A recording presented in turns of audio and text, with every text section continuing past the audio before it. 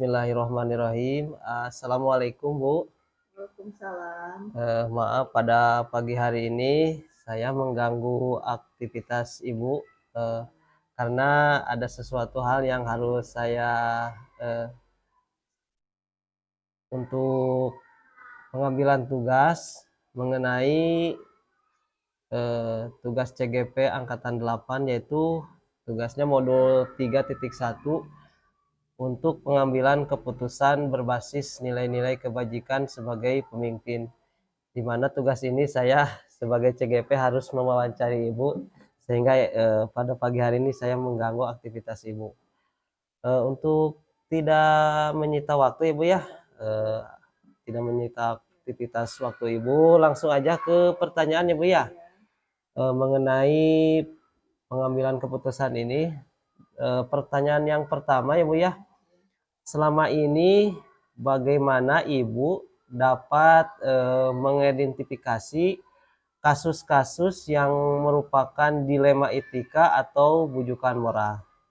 Ya, saya selama ini mengidentifikasinya dari kasus-kasus yang tadi disebutkan tadi berdasarkan ada beberapa ciri dan pertimbangan diantaranya seperti konflik nilai. Nah, ini memang dalam sehari-hari konflik nilai itu suka ada terjadilah seperti itu ya. Misalnya diantaranya konflik antara kewajiban kita itu untuk jujur dan kewajiban untuk melindungi privasi seseorang, karena privasi seseorang itu kan penting ya, tidak boleh diumbar-umbar begitu saja. Betul.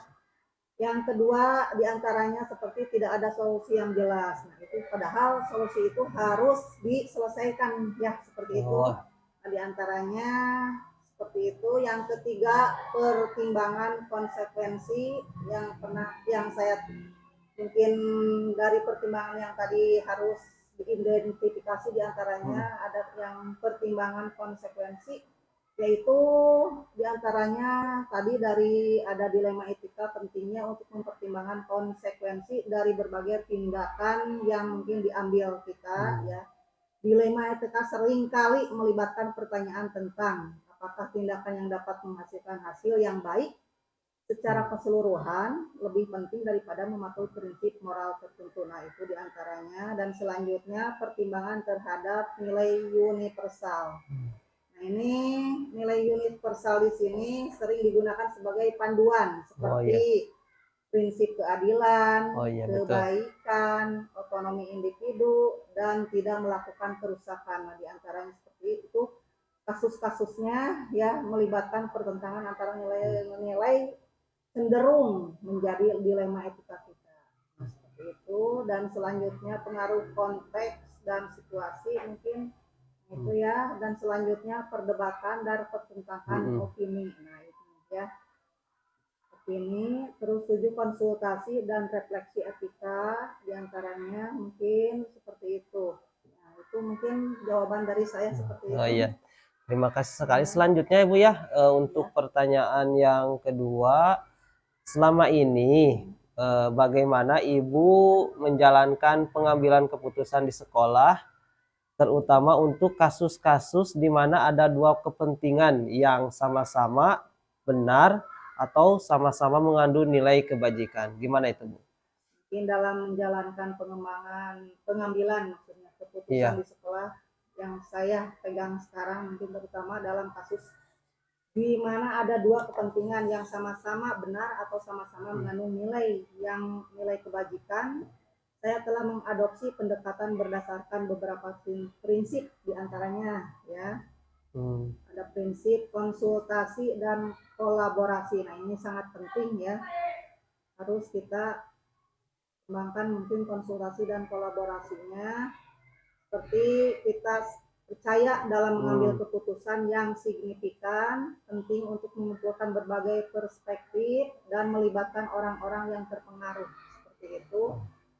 Terus saya juga sering melakukan konsultasi dengan staf, siswa, orang tua, dan anggota komunitas ya sekolah untuk mendapatkan masukan dan ide-ide yang berharap, seperti itu.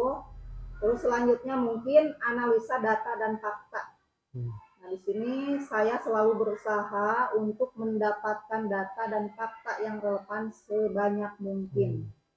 Ini juga dapat berupa data akademik ya, informasi terkait kebijakan atau penelitian yang relevan. Dengan informasi yang kuat, saya dapat membuat keputusan yang didukung oleh bukti. Nah, seperti itu. Oh iya. Terus ada juga nilai-nilai kebajikan, bukan kebijakan, maaf, kebajikan dan etika ya. Nah, ini saya selalu merujuk pada nilai-nilai etika dan kebajikan sebagai panduan dalam pengambilan keputusan. Ini mencakup misalnya nilai-nilai seperti keadilan, integritas, rasa hormat, tanggung jawab sosial. Nah, ini tujuannya untuk memastikan bahwa setiap keputusan yang diambil mencerminkan nilai-nilai itu. Selanjutnya saya juga mempertimbangkan dampak jangka panjangnya ya. Selalu mencoba melihat dampak jangka panjang dari setiap misalnya keputusan yang diambil, karena itu perlu ya. Berarti mempertimbangkan bagaimana keputusan tersebut akan mempengaruhi warga sekolah khususnya ya, seperti siswa, staf, komunitas sekolah dalam jangka waktu yang lebih lama itu. Dan selanjutnya fleksibilitas dan keterbukaan. Nah, itu. Saya sadar bahwa dalam beberapa kasus di sini situasi dapat berubah dan informasi tambahan dapat muncul. Nah, itu seperti itu ya. Dan selanjutnya komunikasi yang efektif. Itu penting sekali ya. Tanpa adanya komunikasi yang efektif, kita tidak akan ada komunikasi yang baik dalam segala hal, mungkin kita tidak akan tercapai. Nah, gitu ya. Dan selanjutnya sudah ya, mungkin seperti itu jawaban dari saya. Langkah selanjutnya yuk Bu ya, dari pertanyaan tadi. Selanjutnya pertanyaannya, langkah-langkah atau prosedur seperti apa yang bisa Ibu lakukan selama ini untuk mengatasi, tadi kan sudah dijelaskan dari pertanyaan nomor 2. Nah, mungkin langkah saya dalam menjalankan pengambilan keputusan khususnya di sekolah ya, terutama ketika ada dua kepentingan yang sama-sama benar atau mengandung nilai kebajikan. Saya biasanya mengikuti langkah-langkah atau prosedur seperti yang ini, uraian saya seperti ini. Identifikasi kepentingan terkait. Langkah pertama adalah mengidentifikasi dengan jelas dua atau lebih kepentingan atau nilai yang terlibat dalam situasi tersebut. Saya berusaha juga untuk memahami dengan baik perspektif dan kepentingan dari semua pihak yang terlibat. Selanjutnya, kumpulkan data dan informasi. Nah, itu saya biasanya mengumpulkan data dan informasi yang relevan terkait dengan situasi tersebut, mencakup misalnya data akademiknya, laporan pengalaman sebelumnya, pendapat atau masukan dari staf, dari siswa, orang tua, atau komunitas sekolah. Nah, itu penting sekali ya, tanpa adanya mungkin seperti yang tadi disebutkan tidak akan berhasil. Ketiga, evaluasi konsekuensi. Nah, itu saya mengidentifikasinya dan mengevaluasi konsekuensi potensial dari setiap opsi atau keputusan yang mungkin diambil itu, dan mempertimbangkan jangka pendek, jangka panjang pada semua pihak yang terlibat itu. Itu keempatnya. Selanjutnya jawaban saya konsultasi dan kolaborasi. Nah, itu sangat penting juga. Nah, itu paling biasanya memang di sekolah itu penting sekali ada konsultasi dan kolaborasi ya Bu ya. Melakukan diskusi terbuka dengan staf, dengan guru atau siswa, orang tua, anggota komunitas sekolah, dengan contohnya komite ya. Bu, untuk mendengarkan berbagai sudut pandang dan masukan. Nah, itu penting sekali karena tanpa ada kolaborasi dan konsultasi dengan rekan-rekan yang tadi, tidak akan ada majunya. Iya. 5. Pertimbangan nilai-nilai kebajikan. Saya selalu mempertimbangkan nilai kebajikan seperti keadilan, integritas. Nah, ini sangat penting sekali. Harus ada empatinya, ada tanggung jawab sosialnya, pengambilan keputusannya. Nah, itu tujuannya apa? yang diambil sejalan dengan nilai-nilai etika yang dipegang oleh sekolah. Iya, betul. Selanjutnya identifikasi solusi alternatif. Ya, saya juga mencoba mengidentifikasinya, termasuk perubahan kebijakan, penyesuaian program atau tindakan lain yang dapat diambil. Itu terus harus ada diskusi dan keputusan bersama juga. Diskusi ya Bu ya. Gitu, ya. Nah itu karena untuk mendorong kita tadi diskusi dan kolaborasi kita di antara para pemangku kepentingan untuk mencapai konsensus ya sebanyak mungkin. Nah itu. Dan selanjutnya komunikasi keputusan. Nah itu setiap keputusan diambil, saya berkomunikasi dengan jelas dan transparan kepada semua pihak yang terlibat tentang alasan dibalik keputusan tersebut. Terus selanjutnya monitoring dan evaluasi ini penting sekali.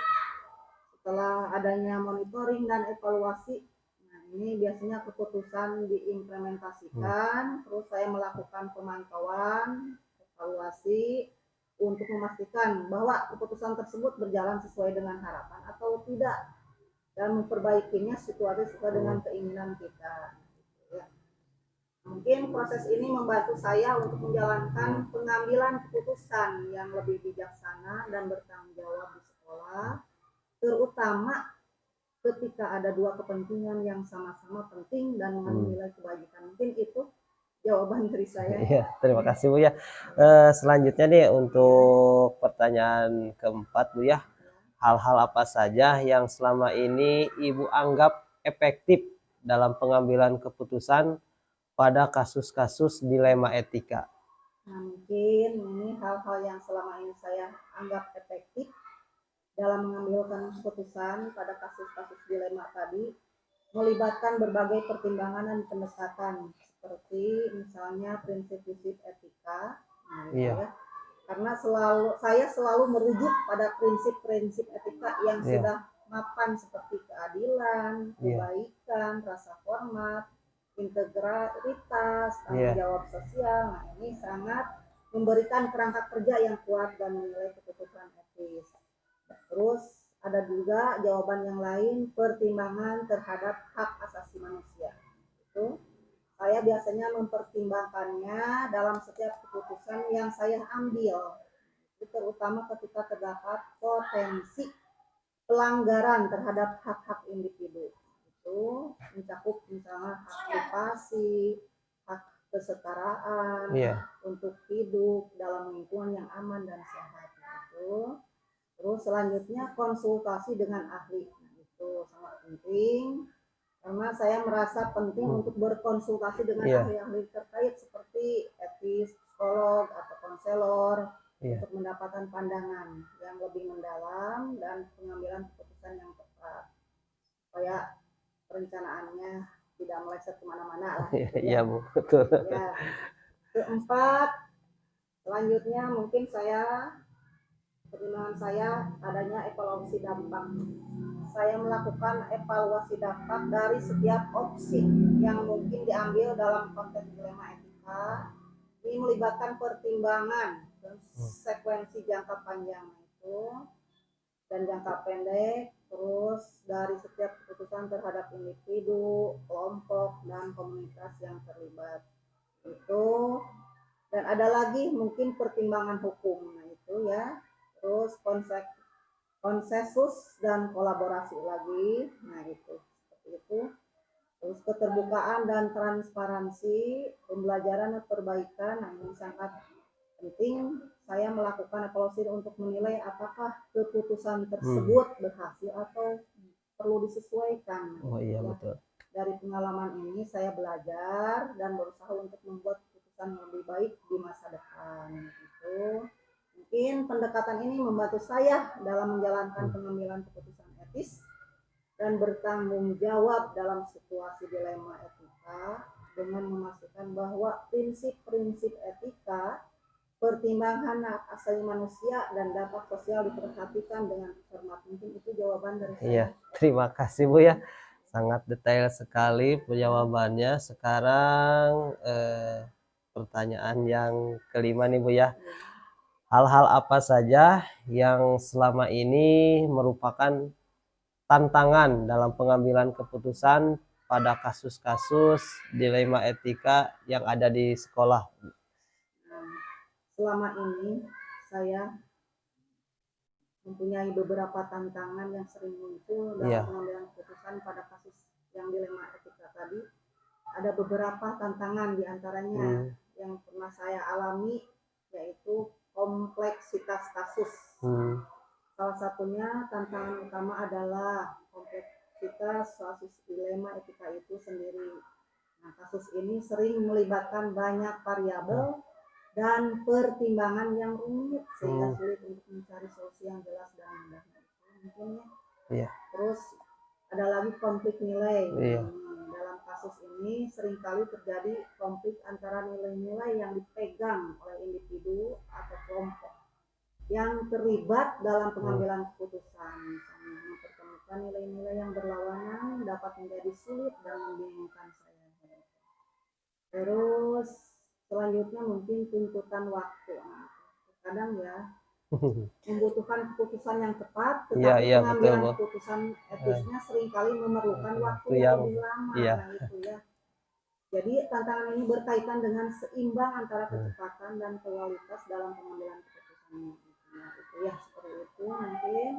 Dan ada dampak emosional, memang itu ya, dampak emosional itu sudah muncul. Muncul ya Bu.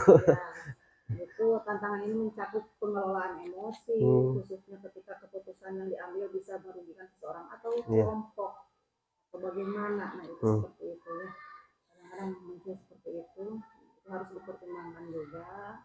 Terus konsekuensi jangka panjangnya mempertimbangkan.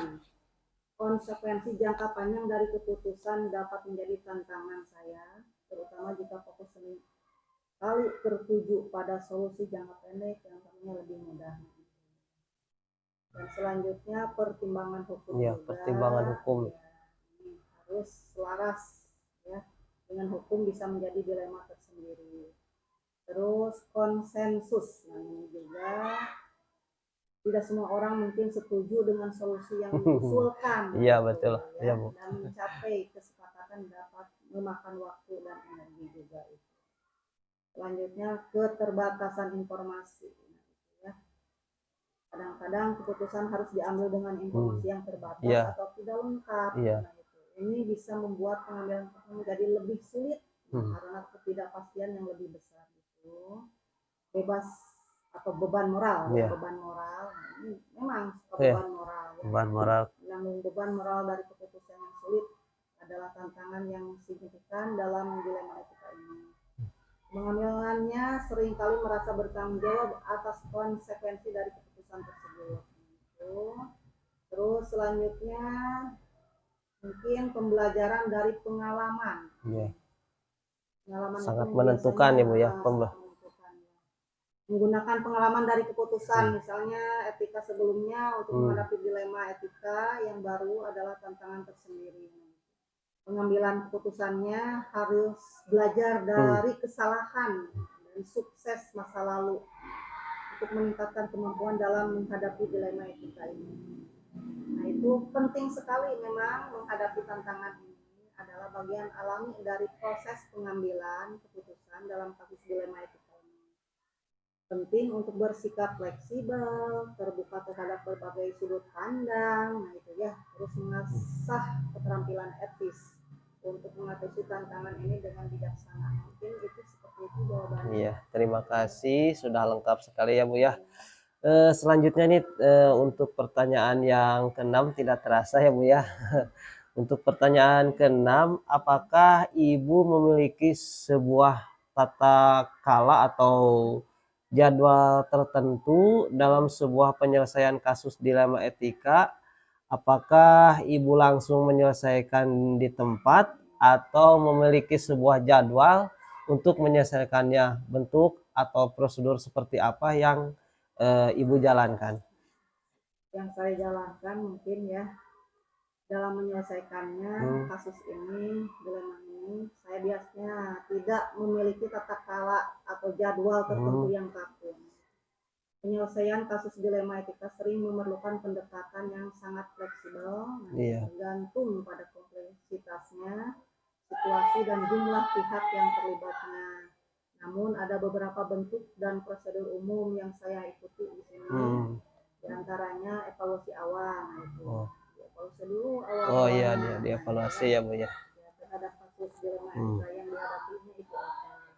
Ini mencakup mengidentifikasi pihak-pihak yang terlibatnya, nilai-nilai etikanya yang relevan, dan potensi konsekuensi dari setiap opsi keputusan. Begitu. Selanjutnya setelah itu saya mengumpulkan informasi. Saya mengumpulkan informasi yang relevan juga terkait dengan kasus tersebut. Ini bisa melibatkan wawancara dengan individu yang terlibat, pengumpulan datanya, atau merujuk pada kebijakan dan peraturan yang berlaku. Itu. Terus langkah selanjutnya saya pertimbangkan etikanya. Saya mempertimbangkan aspek etika yang terkait dengan situasi tersebut, termasuk prinsip-prinsip etika yang mungkin relevan, seperti keadilan, integritas, dan rasa hormat. Ya. Dan selanjutnya saya melanjutkan ke konsultasi. Nah, ini sering berkonsultasi dengan pihak-pihak yang memiliki pengetahuan ya, atau kepentingan dalam kasus tersebut, diskusi, kolaborasi, membantu mendapatkan perspektif yang lebih luas. Nah, itu kalau dipikirkan sendiri kayaknya iya harus sama-sama ya Bu ya. Harus kolaborasi. Iya. Kita bisa menyelesaikannya. Terus penyusunan opsi selanjutnya ya. Saya mengidentifikasi berbagai opsi atau solusi yang mungkin dapat situasi tersebut. Ini mencakup pertimbangan mengenai bagaimana mewujudkan nilai-nilai etika dalam tindakan konkret. Harus nyata ya. 6. Selanjutnya yang saya pertimbangkan yaitu pertimbangan konsekuensinya. Dan selanjutnya adanya diskusi dan konsensus. Nah, ini supaya mendorong diskusi terbuka dengan pihak yang terlibat untuk mencapai konsensus sebanyak mungkin. Namun ini tidak selalu mungkin di semua kasus, terutama jika konflik nilai sangat kuat. Nah, gitu ya. Terus selanjutnya saya melangkah ke pertimbangan waktu. Keputusan waktu diambil dengan cepat, sementara dalam proses lain waktu dapat diberikan untuk pertimbangan yang lebih mendalam. Terus selanjutnya melangkah ke transparansi dalam keputusan. Itu ya. Ini saya berkomunikasi dengan jelas pada semua pihak yang terlibat tentang alasan dibalik keputusan tersebut. Transparansi memungkinkan orang untuk memahami dan menerima keputusan tersebut, bahkan jika mereka tidak sepenuhnya setuju. Dan selanjutnya melangkah ke evaluasi dan pembelajaran. Nah, itu. Setelah implementasi keputusan, biasanya saya melakukan evaluasi untuk memeriksa apakah keputusan tersebut mencapai hasil yang diharapkan. Jika tidak, saya mencari peluang untuk belajar dari pengalaman. Nah, biasanya tersebut untuk meningkatkan kemampuan dalam menghadapi dilema etika di masa depan. Nah, mungkin keseluruhan proses ini bisa memakan waktu yang bervariasi ya. Iya, Bu. Tergantung pada kompleksitas dan mendesaknya kasus dilema etika. Saya percaya bahwa pendekatan ini yang menekankan fleksibilitas pertimbangan etika dan kolaborasi membantu memastikan pengambilan keputusan yang lebih bijaksana dan etis. Mungkin jawabannya. Iya, terima kasih ya Bu ya. Untuk pertanyaan yang ke-6, selanjutnya pertanyaan yang ke-7 ya Bu ya.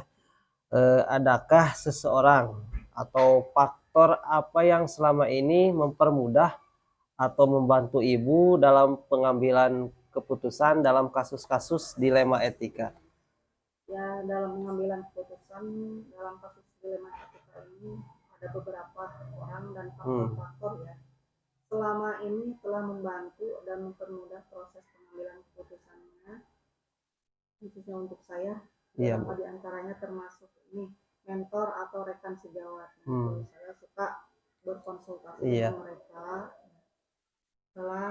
Karena saya telah beruntung memiliki mentor atau rekan sejawat yang memiliki pengalaman, mungkin pengalamannya lebih dari Iya, saya iya ya betul. dalam pengambilan keputusan etikanya.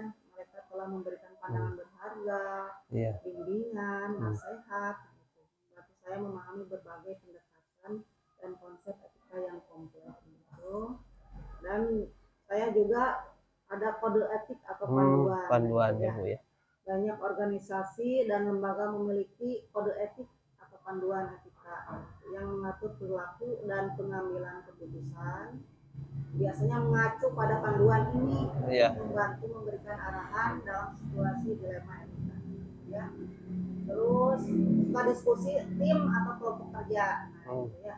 Seringkali mengadakan diskusi dalam tim atau kelompok kerja yang beragam membantu saya melihat berbagai sudut pandang dan argumen ini. Iya. Itu mungkin selanjutnya saya suka berpikir kritis dan refleksi diri. Memang perlu sekali memperefleksikan Iya, diri iya ya. betul. Tanpa adanya refleksi Iya. diri kita Iya akan betul. ego mungkin Iya, ya, iya Bu. seperti itu ya. Jadi kemampuan berpikir kritis itu melakukan refleksi ya, refleksi diri secara teratur, membantu saya dalam identifikasi bias pribadi dan pendekatan yang mungkin kurang etis. Hal ini memungkinkan saya juga untuk membuat keputusan yang lebih objektif dan berlandaskan pada prinsip etika yang kuat. Selanjutnya, pendidikan dan pelatihan etika itu penting sekali karena menerima pelatihan khusus ini akan, apalagi pendidikan formal ya, iya Bu, yang mencakup aspek etika telah memperkaya pemahaman saya tentang konsep etika dan memberikan landasan yang kuat dalam pengambilan keputusan. Itu. Terus adanya pendukung dan penasehat. Itu penting sekali karena ini dengan adanya pendukung dan penasehat ini misalnya dari teman, dari keluarga, dari penasehat profesional untuk mengatasi dilema ini. Mereka dapat memberikan perspektif yang berharga dan membantu saya juga merasa lebih yakin dengan keputusan yang akan diambil saya. Terus kepercayaan pada nilai-nilai pribadi, nah itu juga penting ya, karena akan membantu saya tetap berpegang pada prinsip-prinsip yang saya yakini dalam menghadapi dilema etika ini. Dan selanjutnya pertimbangan dampak sosial gitu ya. Mungkin dalam pengalaman saya, kombinasi dari faktor ini telah membantu memperlancar proses pengambilan keputusan dalam kasus dilema etika dan memungkinkan saya untuk membuat keputusan lebih baik secara etis. Itu mungkin jawabannya. Iya. Selanjutnya Bu ya, ini pertanyaan tidak terasa waktunya. Pertanyaan yang terakhir yaitu pertanyaan nomor 8. Dari semua hal yang telah disampaikan, pembelajaran apa yang dapat Ibu petik dari pengalaman Ibu mengambil keputusan dilema etika? Nah, mungkin dari pengalaman saya dalam mengambil keputusan dalam kasus dilema etika, diantaranya seperti kompleksitas dalam keputusan etika. Saya biasanya menyadari bahwa keputusan etika sering sangat kompleks dan tidak selalu ada solusi yang jelas. Situasinya seringkali melibatkan konflik nilai dan penting untuk menghormati keragaman nilai-nilai yang ada. Dan selanjutnya pentingnya pertimbangan etika juga. Ini khususnya terhadap prinsip-prinsip etika dan nilai-nilai kebajikan.